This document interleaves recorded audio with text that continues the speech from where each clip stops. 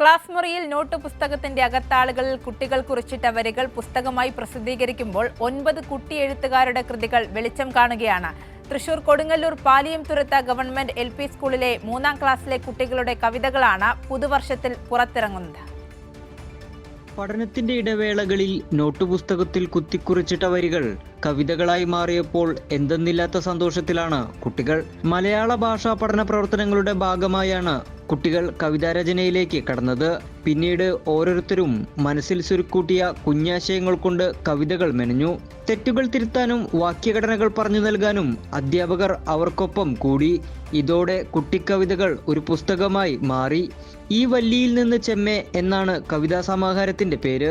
നിരന്തരമായ പഠന പ്രക്രിയയുടെ ഭാഗമായി അധ്യാപിക പൗർണമി വിനോദിന്റെ നേതൃത്വത്തിലാണ് കവിതാ സമാഹാരം ഒരുക്കിയത്.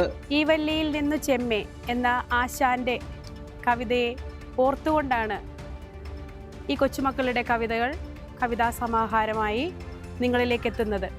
കഴിഞ്ഞ വെക്കേഷൻ കാലത്ത് മനസ്സിൽ കരുതിയ ഒരു ആശയമായിരുന്നു ഇങ്ങനെയൊരു കവിതാ സമാഹാരം പുറത്തിറങ്ങണമെന്ന്.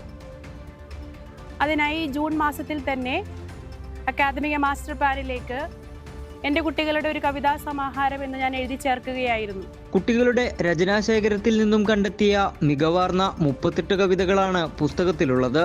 പുതുവർഷത്തിൽ വിദ്യാലയം തുറന്നെത്തുമ്പോൾ ഈ വല്ലിയിൽ നിന്ന് ചെമ്മേ ബാലസാഹിത്യകാരൻ CP പള്ളിപ്പുറം പ്രകാശനം ചെയ്യും. കൈരളി ന്യൂസ്, തൃശൂർ.